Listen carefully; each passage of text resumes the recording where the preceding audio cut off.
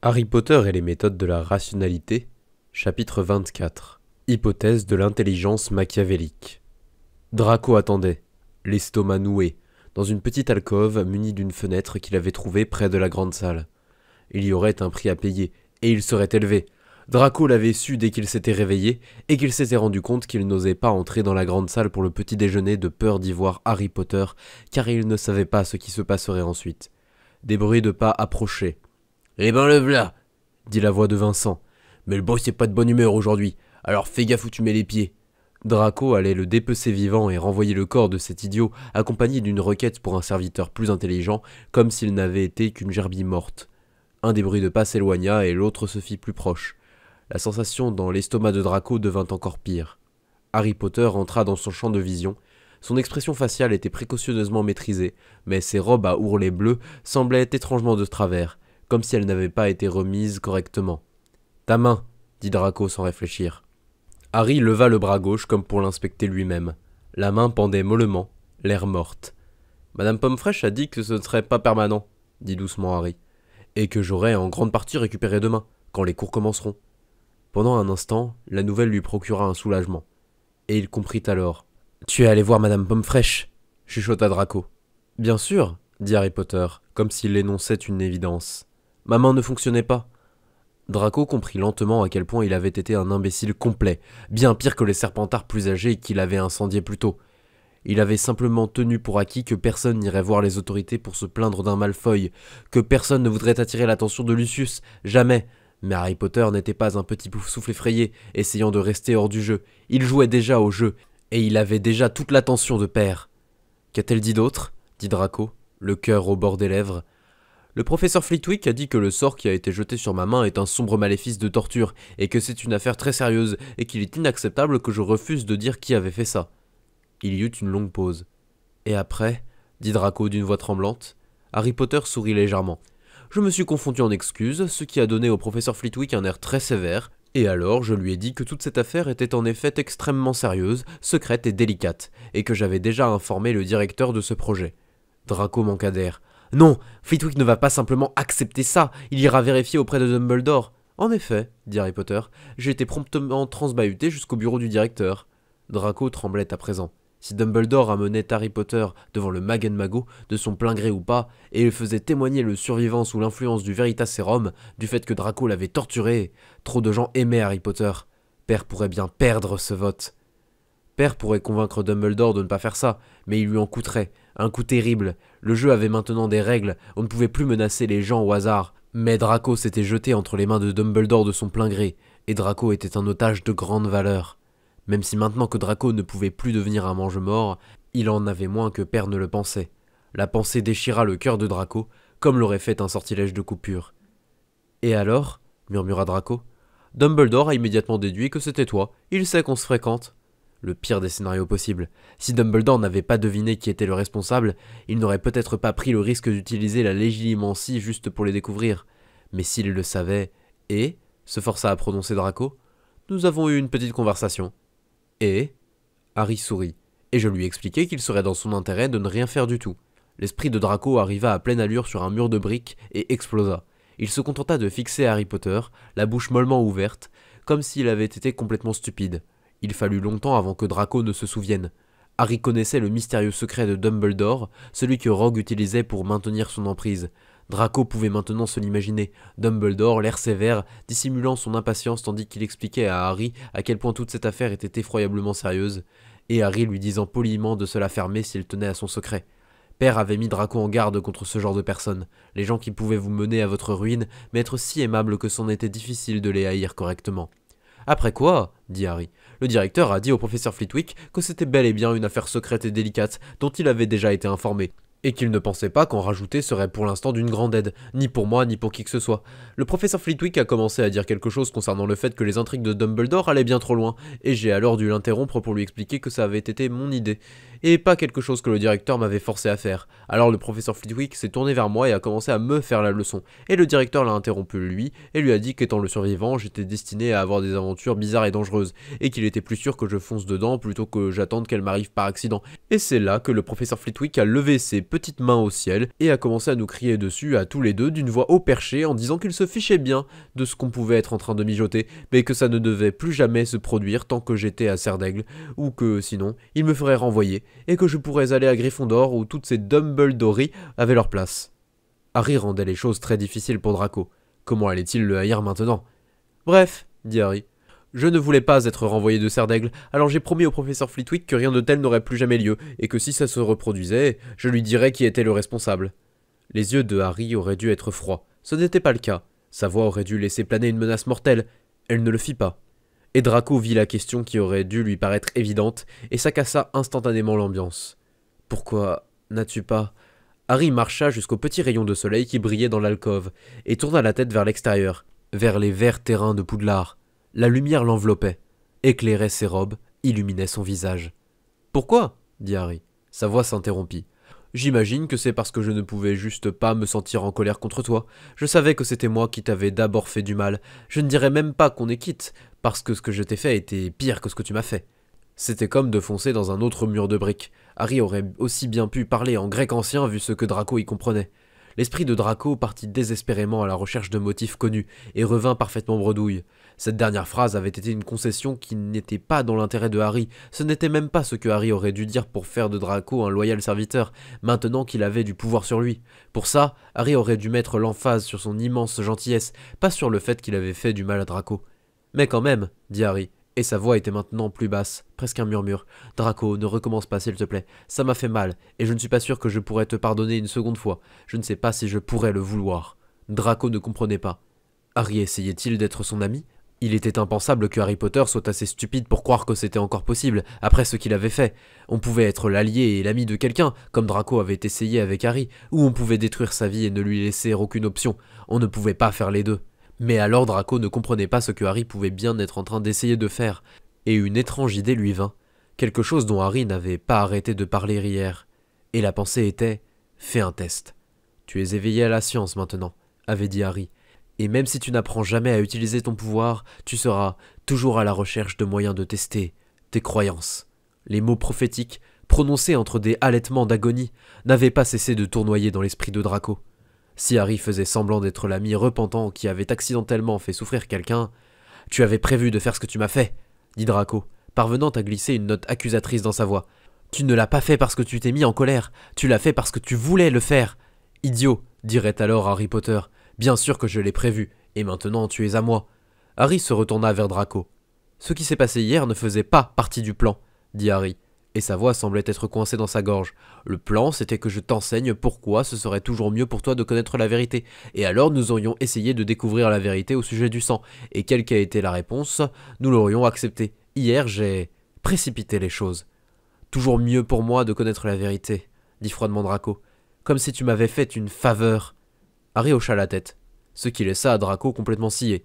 Puis il dit « Et si Lucius a la même idée que j'ai eue? Que le problème est que les sorciers les plus forts n'ont pas assez d'enfants. Il pourrait mettre en place un plan de rétribution des sangs purs les plus forts afin de les faire se reproduire. En fait, si le purisme du sang était vrai, c'est exactement ce que Lucius devrait faire. Affronter le problème de son côté, là où il peut provoquer des changements tout de suite. Draco, tu es pour l'instant le seul ami de Lucius qui serait capable de l'empêcher de faire des efforts inutiles, parce que tu es le seul à connaître la vraie vérité, et qui peut prédire les vrais résultats. L'idée vint à Draco que Harry Potter avait été élevé dans un lieu tellement étrange qu'il tenait plus de la créature magique que du sorcier. Draco ne pouvait tout simplement pas deviner ce que Harry allait maintenant dire ou faire. « Pourquoi ?» dit Draco. Instillé de la douleur et un sentiment de trahison dans sa voix n'était pas difficile du tout. « Pourquoi m'as-tu fait ça? Quel était ton plan ?»« Eh bien, dit Harry, tu es l'héritier de Lucius, et, crois-le ou non, Dumbledore croit que je lui appartiens. Nous pourrions tous deux grandir et nous affronter, ou nous pourrions faire autre chose. » Lentement, l'esprit de Draco absorba cette idée. « Tu veux provoquer un duel à mort entre eux, puis récupérer le pouvoir après qu'ils se soient tous les deux épuisés ?» Draco sentit la terreur monter dans sa poitrine. Il fallait qu'il arrête ce plan, peu importe ce que ça lui coûterait. Mais Harry Potter secoua la tête. « Par les cieux, non. »« Non. Tu ne serais pas partant, et moi non plus, » dit Harry. « C'est notre monde, on ne veut pas le briser. Mais, par exemple, imagine que Lucius pense que la conspiration est ton outil, et que tu es de son côté.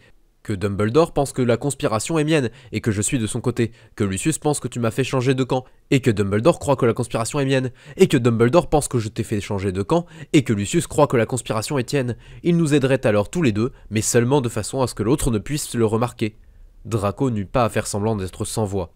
Père l'avait un jour emmené voir une pièce nommée La Tragédie de Light, qui racontait l'histoire de ce serpentard incroyablement intelligent nommé Light, qui s'était résolu à purifier le monde de toute sa noirceur en utilisant un anneau ancien capable de tuer toute personne dont il aurait connu le nom et le visage. Et ce Light faisait face à un autre serpentard incroyablement intelligent, un méchant nommé Lowlight, qui portait un déguisement lui permettant de dissimuler son vrai visage. Draco avait crié et s'était réjoui à tous les bons moments, en particulier au milieu, et alors la pièce avait mal fini, et Draco avait été énormément déçu, et Père avait gentiment fait remarquer que le mot tragédie était juste là, au milieu du titre. Ensuite, Père avait demandé à Draco s'il comprenait pourquoi ils étaient allés voir cette pièce. Draco avait répondu que c'était pour lui apprendre à être aussi fourbe que Light, et Lowlight quand il serait grand. Père avait dit à Draco qu'il aurait difficilement pu plus se tromper, et il lui avait fait remarquer que, bien que Lowlight ait intelligemment dissimulé son visage, il n'avait eu aucune bonne raison de donner son nom à Light. Père avait alors continué de démolir à peu près chaque partie de la pièce, et Draco avait écouté, ses yeux s'écarquillant de plus en plus, et Père avait fini par dire que les pièces comme celle-ci étaient toujours invraisemblables, parce que si le dramaturge avait su ce que quelqu'un de vraiment aussi intelligent que Light aurait vraiment fait, il aurait essayé de conquérir le monde lui-même au lieu de juste écrire les pièces sur le sujet. C'est alors que Père avait enseigné à Draco la règle des 3, qui disait qu'un complot nécessitant que 3 choses différentes surviennent ne fonctionnerait jamais dans le monde réel. Père avait ensuite expliqué que, puisque seul un idiot essaierait de faire un complot aussi compliqué que possible, la vraie limite était 2. Draco ne pouvait pas trouver les mots qui lui auraient permis de décrire la gargantuesque infaisabilité du plan de Harry, mais c'était exactement le genre d'erreur que vous faisiez quand vous n'aviez pas de mentor, et que vous pensiez que vous étiez intelligent, et que vous aviez appris à comploter en regardant des pièces de théâtre. Donc, dit Harry, que penses-tu de ce plan? C'est malin, dit lentement Draco. S'écrier génial et manquer d'air sous l'effet de l'admiration aurait été trop suspicieux. Harry, je peux te poser une question? Bien sûr, dit Harry. Pourquoi as-tu acheté une bourse coûteuse à Granger? Pour ne pas avoir l'air rancunier, répondit immédiatement Harry. Mais je m'attends aussi à ce qu'elle éprouve de la difficulté à refuser toute petite requête que je pourrais lui faire dans les 2 mois à venir. Et c'est alors que Draco comprit que Harry essayait vraiment d'être son ami. Le coup de Harry contre Granger avait été intelligent, peut-être même brillant. Diminuer les soupçons de votre ennemi et en faire votre débiteur grâce à un moyen amical, afin de pouvoir leur faire faire ce que vous vouliez qu'ils fassent simplement en leur demandant. Draco n'aurait pas pu faire ça, car sa cible aurait eu trop de soupçons. Mais le survivant, lui, pouvait. La première étape du plan de Harry était donc d'offrir un cadeau très cher à son ennemi. Draco n'y aurait pas pensé, mais ça pouvait marcher. Si vous étiez l'ennemi de Harry, ses plans seraient peut-être difficiles à déchiffrer au premier abord. Ils auraient peut-être même l'air stupides, mais une fois que vous les auriez compris, son raisonnement se tiendrait, vous comprendriez qu'il essayait de vous faire du mal. La façon dont Harry se comportait envers Draco n'avait aucun sens. Parce que si vous étiez l'ami de Harry, alors il essayait d'être votre ami de la façon étrange et incompréhensible que les Moldus lui avaient enseignée, même si ça voulait dire qu'il allait détruire votre vie. Le silence s'étira. « Je sais que j'ai horriblement malmené notre amitié, » dit enfin Harry, « mais Draco, s'il te plaît, rends-toi compte que je voulais juste que nous découvrions la vérité ensemble. Est-ce quelque chose que tu peux me pardonner ?» 2 sentiers qui bifurquent, mais un seul où le retour en arrière serait facile si jamais Draco changeait d'avis. « Je crois que je comprends ce que tu essayais de faire, » mentit Draco. « Donc oui. » Les yeux de Harry s'éclairèrent. « Je suis heureux d'entendre ça, Draco, » dit-il doucement. Les 2 élèves se tenaient dans l'alcôve. Harry trempé dans le rayon de soleil solitaire, Draco dans la pénombre. Et Draco se rendit compte avec horreur et désespoir que, bien que ce fût un funeste destin que d'être l'ami de Harry, ce dernier avait maintenant tellement de moyens de le menacer qu'être son ennemi serait encore pire. Probablement. Peut-être. Eh bien, il pourrait toujours changer et devenir son ennemi plus tard. Il était foutu. « Et donc, dit Draco, on fait quoi maintenant? On étudie encore samedi prochain? Ça a intérêt à ne pas être comme la dernière fois. Ne t'en fais pas, ce ne sera pas le cas, dit Harry. Quelques samedis de plus comme celui-ci, et tu me dépasseras. Harry rit, pas Draco. Oh ouais, avant que tu y ailles, dit Harry, et il sourit d'un air penaud. Je sais que ce n'est pas un moment bien choisi, mais à vrai dire, je voulais te demander conseil. D'accord, dit Draco, encore distrait par la phrase précédente. Le regard de Harry s'intensifia. Acheter cette bourse pour Granger a utilisé la majeure partie de l'argent que j'étais parvenu à voler dans mon coffre-fort de Gringotts. Quoi? Et McGonagall a la clé du coffre-fort, ou bien peut-être que c'est Dumbledore qui l'a maintenant.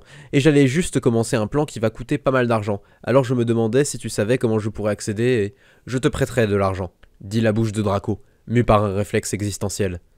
Harry sembla surpris, agréablement. Draco, tu n'as pas à... Combien? Harry énonça le montant et Draco ne put empêcher le choc d'être visible sur son visage. C'était à peu près tout l'argent de poche que Père lui avait donné pour l'année. Draco n'aurait plus que quelques galions, puis Draco se frappa mentalement.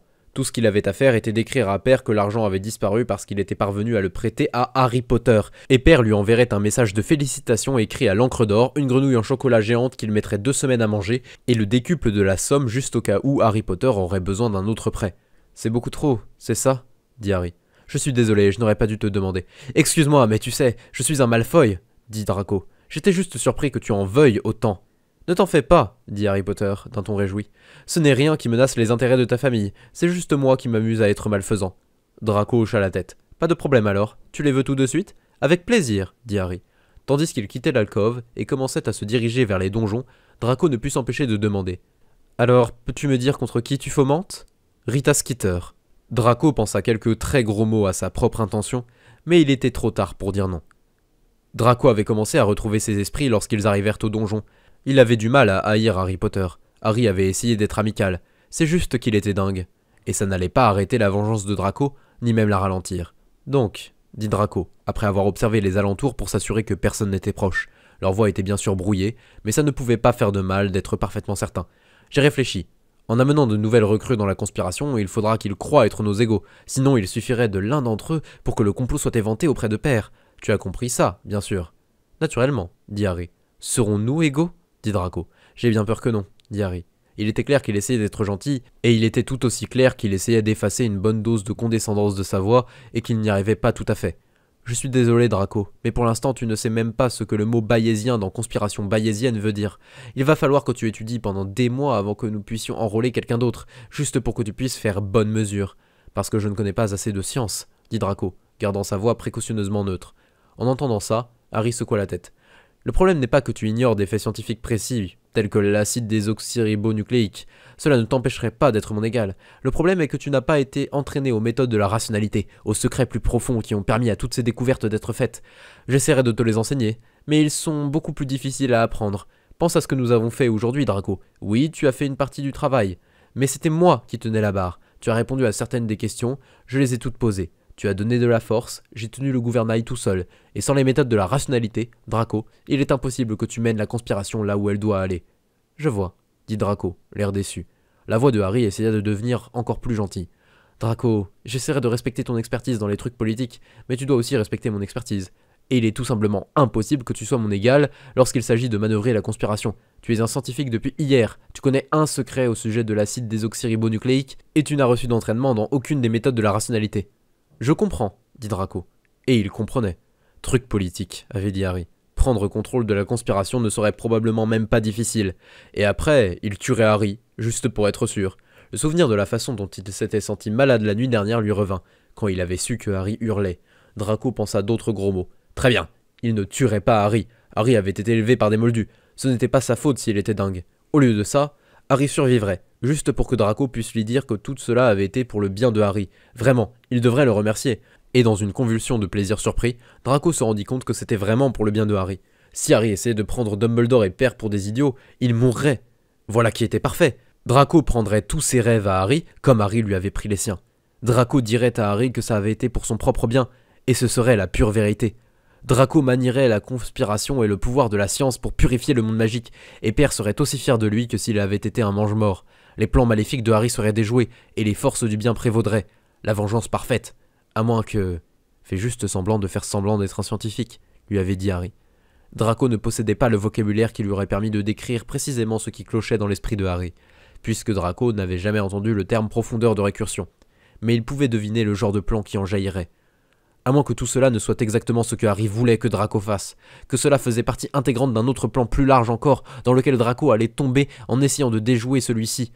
Harry savait même peut-être que son plan était impossible, il n'avait peut-être pas d'autre but que de provoquer Draco à essayer de le contrecarrer. Non, au bout de cette route se trouvait la folie. Il fallait qu'il y ait une limite. Le Seigneur des Ténèbres lui-même n'avait pas été aussi retors. Ce genre de choses n'arrivait pas dans la vraie vie. Seulement dans les histoires idiotes que Père lui racontait au sujet de stupides gargouilles qui finissaient toujours par aider les plans du héros à chaque fois qu'elles essayaient de l'arrêter. Et Harry marchait aux côtés de Draco, un sourire sur le visage, en réfléchissant aux origines évolutives de l'intelligence humaine.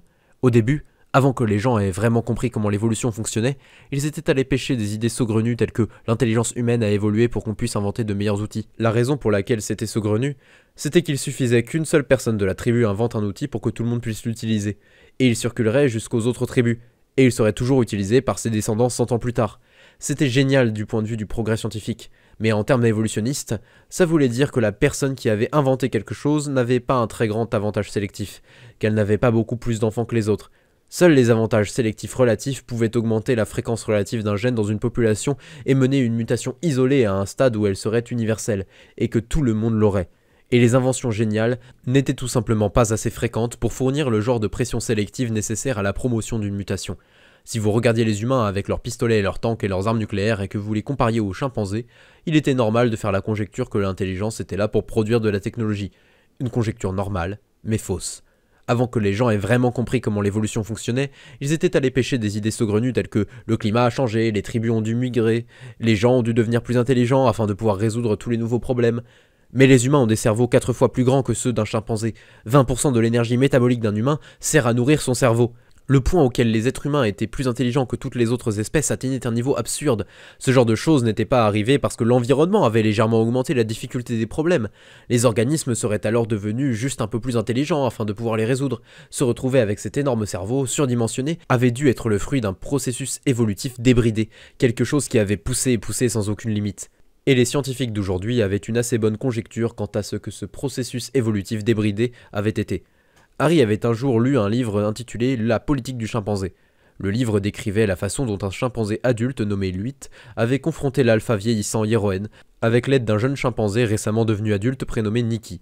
Nikki n'était pas intervenu directement dans les combats entre Luit et Yeroen, mais il avait empêché les partisans de Yeroen de lui venir directement en aide en les distrayant à chaque fois qu'une confrontation entre Luit et Yeroen survenait, et Luit avait fini par gagner et il était devenu le nouvel alpha, avec Nikki pour second.